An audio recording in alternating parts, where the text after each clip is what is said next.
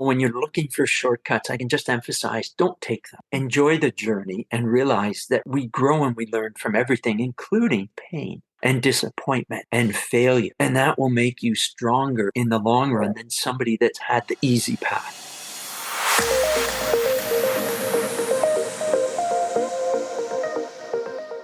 Hi, welcome to the Connect with Sheila Botello podcast. I'm an entrepreneur, mom, mentor, and creator of the Seasons self-care app. I'm committed to helping you reconnect to your purpose, elevate your well-being, and build your version of a happy, successful life. It is interview day on the podcast, and you're going to receive so much from today's guest, who I met while on a stroll with a dear friend near one of Ontario's Great Lakes. Rick Denley is a sales and leadership expert, best-selling author of Reinvent Yourself, keynote speaker, and coach, helping develop companies and individual contributors to lead, change, and achieve breakthrough growth by utilizing his growth formula. Each event blends original research with compelling stories generated from his 30-plus years of leadership that move participants to take action. Rick has worked with some of the world's leading companies and individuals to initiate change, inspire innovation, and deliver growth. Rick, welcome to the podcast. I'm so thrilled you're here. Sheila, thank you so much for having me on. It's great to see you again since that time that we first met. And it's just terrific. You told me about your audience and the great things that you're doing, and I'm more than happy to come on board and share what I can. I love it. Why don't we start kind of in the beginning? How did you land in this world of growth and leadership development? Tell us the wind-up background story that got you here. That's a very good question. And it's something that I've wanted to do for a period of time. Everybody talks about aligning their passions and finding what they're really good at. And I've always enjoyed leading people. And this goes back to any opportunity I've had to coach, and that could be in sports or individuals as well, and within organizations. I always found myself in a leadership role. And I don't say management because managing people is much different than leading. And I always had such an interest in the individuals and trying to make them be the absolute best that they can be because it's something I work on myself on a daily basis. How can I improve myself on a regular basis? And having the opportunity to work with others and help them discover their passion and align what they should be doing in life is something that I've always wanted to do. So, working in the corporate world for, well, a few decades, as you mentioned, I had the opportunity, but only to a certain point. 5 years ago, I decided I want to be all in. I want to help as many people as I can directly. And that's when I left the corporate world and started up Peak Performance Leadership in the efforts to help as many people reach their peak performance as possible. And that's through coaching and speaking and workshops. So that's really what's driven me to do what I do now is my passion. Amazing. And so it seems like it's been a real journey. It wasn't necessarily one lightning bolt moment that led you here. Would you say though that there were a few instances as you were headed in this direction where you just said, okay, the decision has landed? Yeah, and it's interesting because it's really more a mix in the personal life than anything else. I've got two adult sons now, Evan and Max, and they're tremendous, and they've been out of the house for many years. And there were challenging times, as most parents have, and families have as well during the teenage years. And in one particular instance, some very strong change came our way. And I just want to share with your audience right now that when we look at it, there's really two types of change, isn't there? There's the type of change that we like to initiate, and we hold ourselves accountable for it. And that type of change is inspirational and proactive. And we like that change. I'm going in this direction now. And that type of change is something that we tend to embrace. And we're told all the time, well, change is good. We should embrace change and so on. And how many people, show of hands, really like change? Not many. Oh, we say that we do, but we don't. We've got this old reptilian brain that says, I don't like change. I want things to stay the same, all the habits. So that type of change is something that we drive and we embrace. Now, the type of change which is in some people's eyes painful, and I say, well, change isn't painful. Resistance to change, now that's painful. The type of change that comes our way that we didn't ask for, something that we didn't anticipate, we didn't plan for, and plunk, there it is. We have a plan, we're executing our plan, and, the old saying, of course, is that everybody has a plan until you get punched in the face. Well, what's your punch in the face? Everybody has one. And the global punch in the face a few years back that we lived through was COVID. We didn't want it. We didn't ask for it. We certainly didn't like it, but it came our way. So that type of change, we change based on desperation, and it's reactive. So, two different types of change to understand to start with. Now, during everybody's life, including mine, we have those moments where we make a change, and then there's change that comes our way that we didn't ask for. What I want to share with your viewers is that regardless of what type of change happens to you, it's happening for you. We have to rearrange the dynamic and get out in front and lead the change that we want to see. So, back throughout my life for the last few decades, whether it be related to my kids, my personal life, career, I've had changes. I've instigated changes. I've had changes come my way that I didn't ask for. All of these things made me get to thinking that, you know what? There's a way to handle change. Now, what some of you might not know is that I'm actually a recovering engineer. So it's my first degree out of school was engineering. And there's a side of me that's very analytical and it's very formula based. And I thought, well, there must be a formula to this. There must be a way to figure it out. So I came up with something that I share in a lot of my keynote speeches, and it talks to the skills, tools, and knowledge that you need to get through change. And then one other element, which is called grit. And if you're familiar with grit, it's defined by Angela Duckworth in her book called Grit, which is a wonderful book to read. And it's two things, right? It's passion and persistence. You need passion and persistence, regardless of what type of change you're going through, whether you chose to change or it came your way. So these are the important things that drove me to say, I want to help as many people as I can.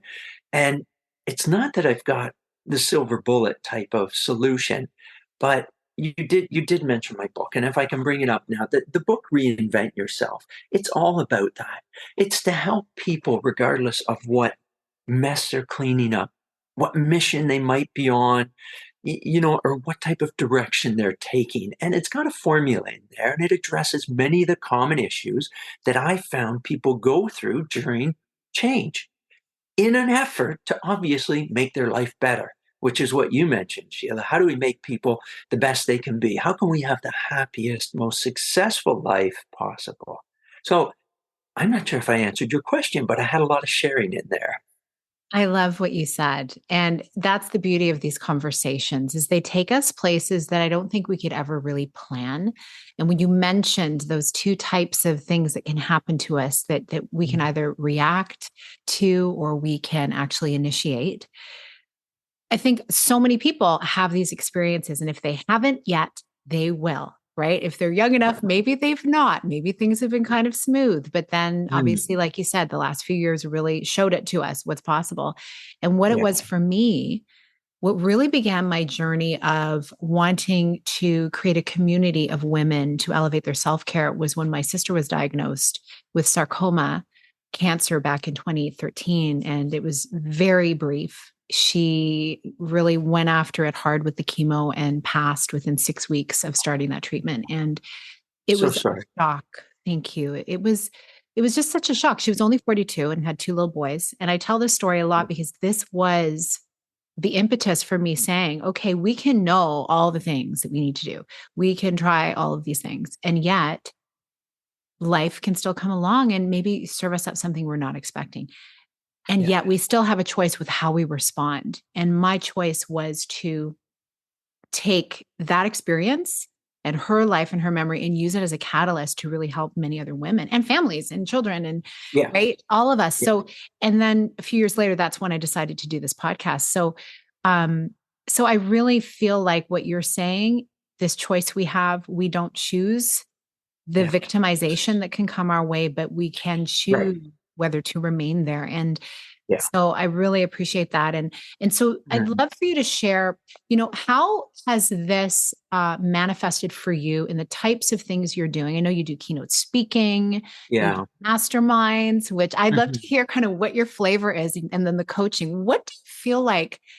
I mean, they're all impactful, but you're in your heart, which one is the closest to your heart of those three? Oh, gee. I'd say the keynote speaking. And why I enjoy that most is that I just feel that I can reach so many people in such a short period of time and have a thought provoking but positive impact on them. And from stage, I really enjoy that. And it always flows over into the after keynote discussions. Sign a few books for people, and then they come to me as well with their challenges. And, I can relate on many different levels, which is often important that you can have that closer relationship in a short period of time.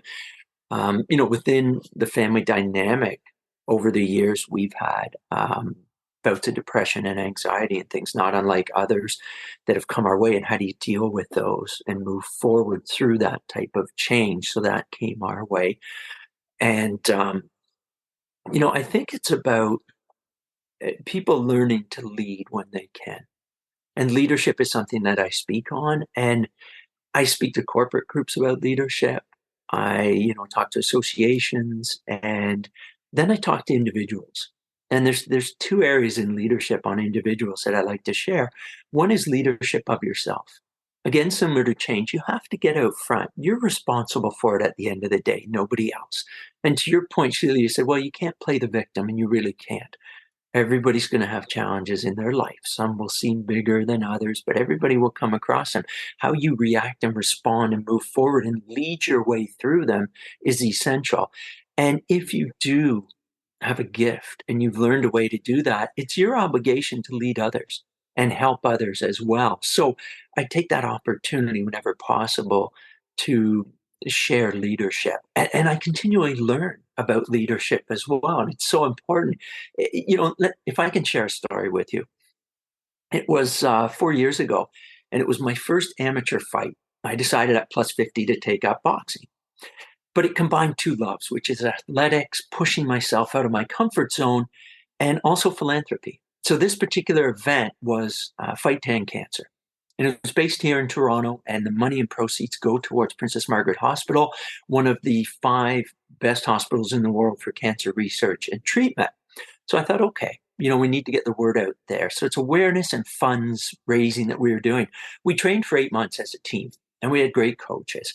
And it was a pretty incredible experience. And then it came down to the actual event, a Vegas style night of fights with our team at a fundraiser event for cancer, $500 a plate, 500 people. And out we come. And this is where we're going to be put on stage. And I'll just share the one portion of it that really had an impact with me regarding leadership. It was the end of the second last round, and I was um, exhausted. The bell rang, my hands dropped to my side. I turned to head back to my corner, and I saw my trainer putting that little stool in the corner that they do for you to sit on. And I thought, if I sit on that, I might never get up. So I made my way back, and there was all this noise of the crowd cheering, very enthusiastic there for what we were doing and what we'd done. And I knew my partner, Laura, was in the crowd. My two grown sons, Evan and Max, were there, and my 85-year-old dad. And I sat in the chair, in the stool, and the trainer went to work on me, cleaning me up. And I had some blood here and some sweat here and so on. And all of a sudden, there was this figure off to the side. Well, it was Virgil. And Virgil was our team leader and also my coach. And he made one statement and asked me two questions. And he said to me, he said, I know you're tired. I know you're mentally, physically drained and exhausted.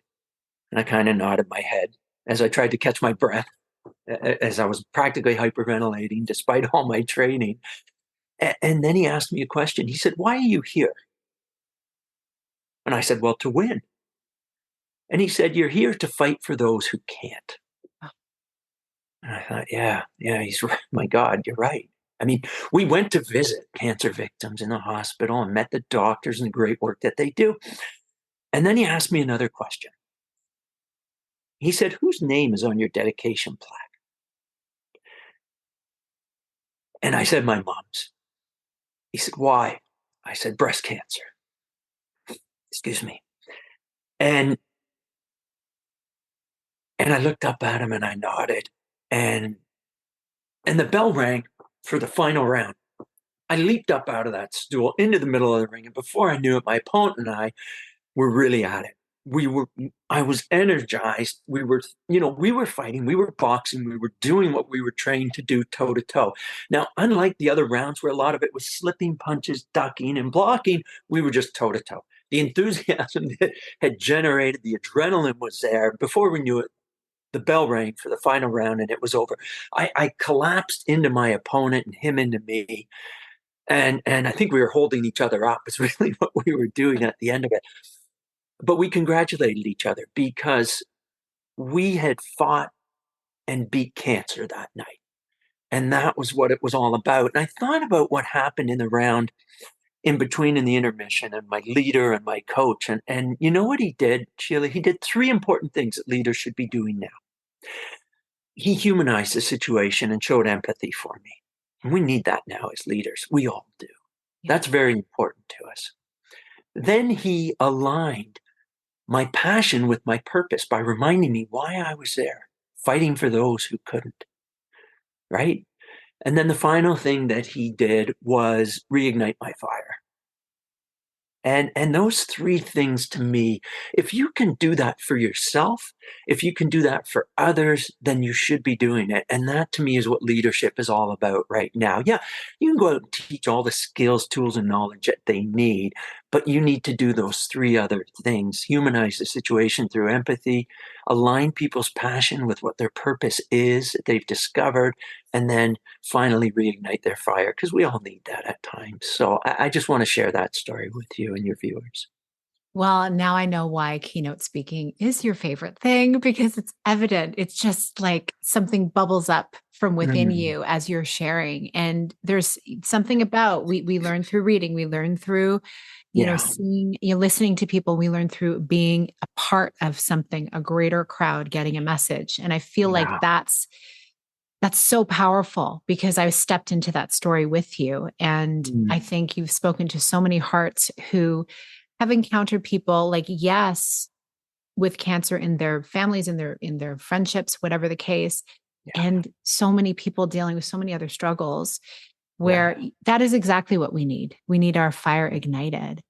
Thank you for yeah. sharing that. And congratulations on being a part of something greater than yourself, using your abilities and your fire to help Yeah, others. you're welcome. It's a great organization. It's just nice to give back and do what we can. It is. And so here you were training to get Mm, ready for this for 8 months. yeah, yeah. So I know that you can speak to this question, and that is, in your experience, how important is a person's energy and vitality to the success of their business and really their relationships? To everything, to everything. It really is. You have to bring that constant energy. And there were times when, and I was the oldest, and the person that I fought was 5 years younger, and then others were 10, 20, and 25 years younger, but we all trained the same. And the competitiveness comes out in you, and I'm a highly competitive person. And at the end of workouts, when the final thing we had to do was hold a plank, I wasn't letting in. I will die before I will not be the winner of that. I will never go out first for sure. And I always told my kids, who are high end athletes as well, you don't always have to be first, but never be last, Mm. ever. And so I always push myself in that way. So your energy is very important. Please look after yourselves. Get the rest you need. Try to eat well also, which is so important. And then the things that we hear about all the time: surround yourself with good people, positive people, people that raise you up, challenge you to a higher level. I can tell whether somebody's going to be successful or not just by the people that they surround themselves with, because you will draw to the lowest common denominator, and that's not where you want to be. So surround yourself with good people. Keep your energy levels high through whatever it takes, through exercise, through pushing yourself. All these things will help you achieve the things that you want in life. And I use the word success. And when I do coaching sessions, Sheila, I first thing I do is ask them, well, what does success mean to you? Because it means something different to everybody. People say, well, How do you know if you're successful, Rick? How do you, what do you think success is? And, for me at this point, Sheila, it's being able to do what I want with who I want when I want. Yes. That's success to me. It's not materialistic items and so on necessarily. It's can I be doing all the things I want to do? And so to your point, having the energy and health to do that's very important to me. And it should be to everybody as well. Keep that high energy. People like others that bring them energy. There's only two type of people in the world, right? The ones that suck your energy and the ones that give you energy. Surround yourself with the givers, not the suckers. Okay. So true. And you never know walking down a street. I know this happens to me all the time, much to my children's chagrin. I make friends everywhere I go, so it takes us longer to get around town. But a smile goes so far. Even Right. if you're not needing to engage in that maybe less than energetic vibe, you can spread that vibe and it can impact somebody. Just a look, just an acknowledgement, and might raise their vibe a little bit without really taking much energy at all from you. And I love how you're talking about this because it's this whole idea that, we put these inputs in and they come out and manifest in different ways. And something that Yeah. I talk a lot about in my wellness programs, it's cyclical self-care. So of course, a lot of my audience are women, but I do have some amazing guys who are like tracking on this journey because Yeah. it's about not really time management, but more about energy management.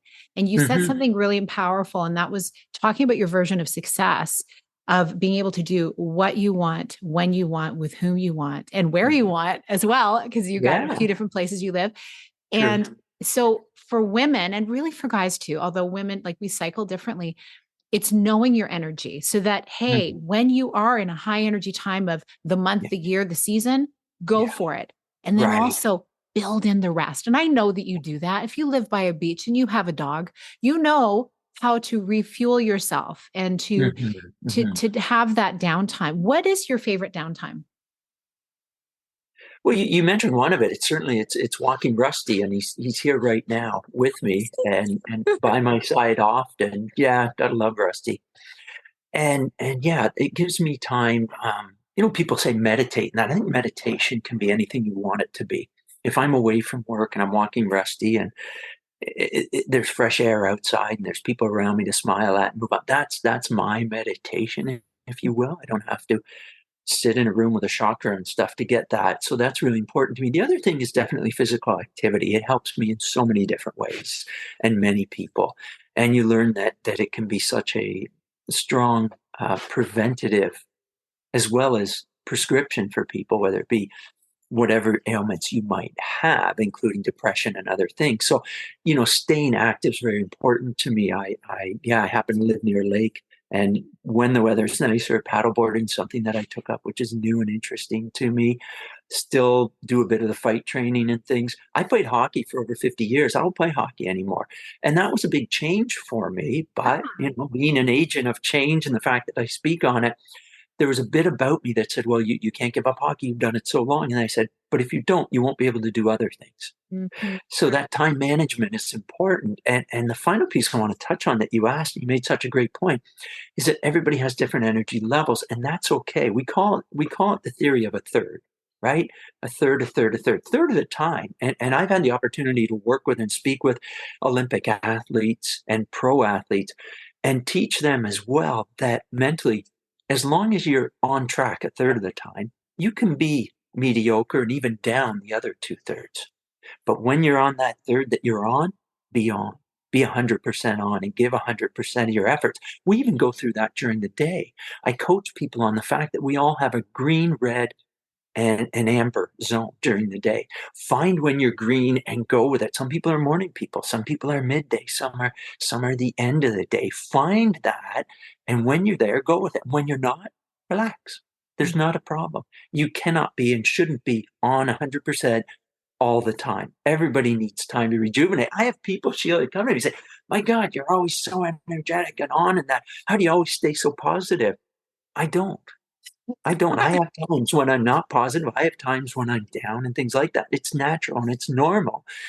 But when you're up and it's your time to go, run with it. Give it everything you got. That's very important. I like Oh, what you said there. yeah. I mean, And I get that too. How are you all so happy? Well, I mean, I'm just happy to be here still. Like honestly, right? Yeah. I'm still here. Yeah. Woo, that's a win.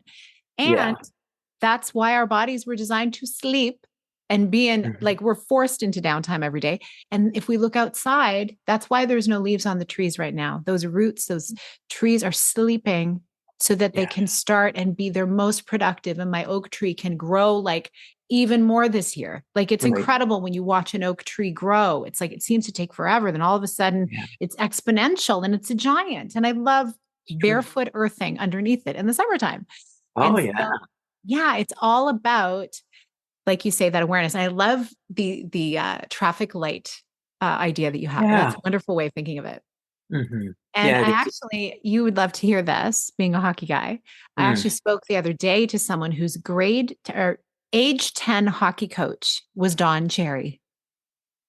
And I'm like, wow, that's pretty cool. So, anyway, side note, but I No, no, would love God to love know. Don. It's great. Don and Yeah, my father are the same age, it's and cool. very similar hockey guys through and through, which is crazy. And I had the opportunity to play to a particular level, and then that was it because I didn't have what it took. But well, six of my buddies went to pro hockey globally, two in the NHL. Then I had the opportunity to coach my kids, and they were very strong. One went semi-pro, and the other played varsity at university. So those are good coachings and learnings for me too.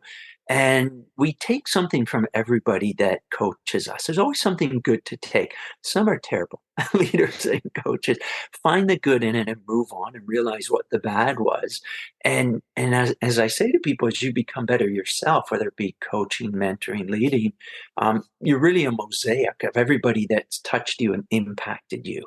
And Mhm. that makes you up because you're maybe born with some degree, but then the rest of it is made up through your experiences and how you evolve from them. So yeah, and that's the one point I wanted to make too when you mention it. Don't be afraid to get a coach or a mentor at any stage of life, any stage of your career. It's hugely helpful. When I transitioned from corporate leader and took on keynote speaking, I got a coach. I still have a coach to keep elevating and Same. scaling my game and polishing. You know, pro athletes have coaches, Olympic athletes have coaches and leaders and mentors. Why? Because we can always be improving. So that's one thing that I recommend to people as well on their journey. Oh, yeah. It gives you an edge. I love my coaches over the years and my mentors. And I've always got a mentor in my life I'm working with, depending on Yeah. the degree. And then it's nice to take a little step back at times and then just really feel into the knowledge, the wisdom. And then again, it adds to your growth edge. It truly does. Yeah. So, what I'd love you to share just before we end is in your experience, is kind of two-part question.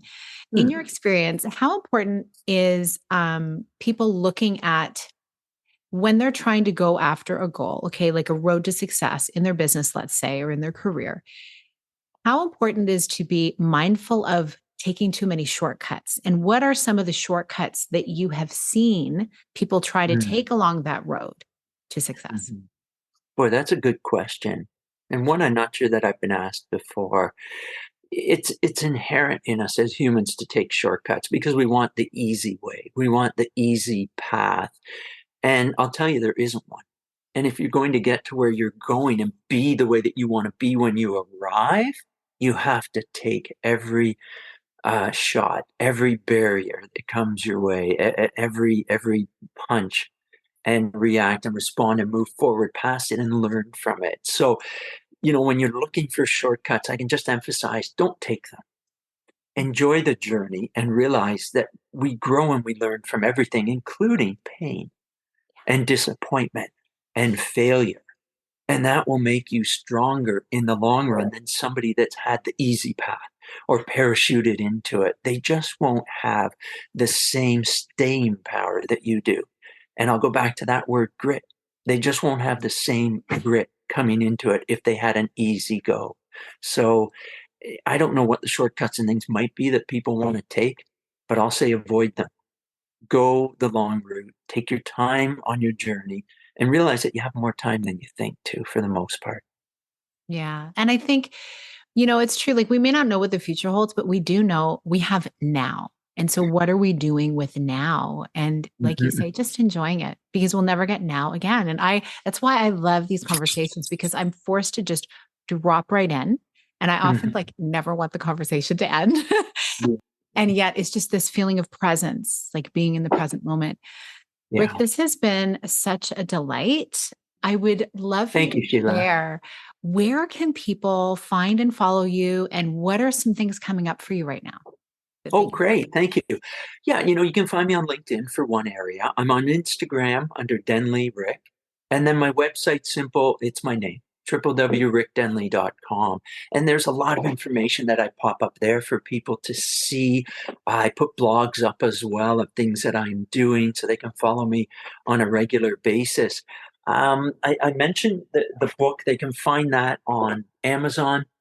So they can look it up there, Reinvent Yourself, and get a copy there. And I've got a second version of the book coming up as well. It's a bit of a reversion on this one. We'll call it a post pandemic version with a Right. couple added chapters as well to help people along in that area. I've got several keynotes coming up, depending on where you are. I'll be in Florida, and then I'm in Vegas, and then next month I'm in Austin, Texas, on stages as well. So you can see my schedule where I speak on my calendar up on my website as well. So I'm always happy to connect with people wherever possible. I love it. And I love that you have revised the book because I feel like with all the people that you're constantly in communication with, it's not like you're just deciding, oh, I think this is what I'll put in the book from what I think. You're probably gathering so much from the stories that you've heard and people asking you constant questions to be able to actually put it into Yeah. something that can apply, right? It's true. And if I can just share that quickly with you, when I was drafting up the book, my older son, who's quite a literary, I shared a draft with him. And he's got 3 degrees now and he's in social work and things like that. And he came back and said, Dad, you know what? It's a good book. You wrote it in your voice, which I tried to. And he said, overall, it's a good book from a middle-aged entitled white guy. And I went, wow, like right between the eyes. And he was right. So even this version of the book, and then the forthcoming one as well, I have other chapters that are in it. I have a female philanthropist that runs a not-for-profit organization. I have one of my coaching boxing mentors who did not have the great upbringing that I did and talks about his challenges and how he overcame them as well. And then I have my partner Laura that put a chapter in there that's all about how she had a second career comeback, after having kids in the family and then came screaming back. So there's a lot in there beyond me that I think people can relate to as well in the book. So I hope that's helpful to everybody. And I want to thank you, Sheila, for your time here for me to share with more people because as you asked me, that's my passion, helping out as many people as I can get through whatever mess they're in, create whatever mission they're on and keep moving forward and be the very best version of themselves. And I know that's what you do for people too. So I want to thank you on behalf of them. Oh, thank you. That is so great. I can't wait to read this revised version of your book. It's going to be so good. I especially want to hear your partner's story. Like that'll be really fabulous. Because here I am. I hit 50 this year. And Yeah. it is like I feel like now it's really getting started. Like now it really Yeah. begins, is what I Isn't, feel. It's so yeah. cool. So everything's going Awesome. to be linked in the show notes, Rick. And I want Terrific. to acknowledge you for following your passion and taking so many other people on the ride and into their purpose and vision. Yeah. And like in this conversation and in person, it's so easy for me to see how meaningful your work is to you and like how it's embedded into your life. So I Thank you. really appreciate you being here. Thank you. I appreciate that as well. Dear listeners, I invite you to act on whatever is stirring in your heart to go after that came up for you in this conversation. Also, please tag Rick and I on social with your biggest takeaway and share this episode with a friend. We would love to hear how this landed for you and for others to hear this message as well. Thank you for listening, and we'll see you on the next episode. Big blessings.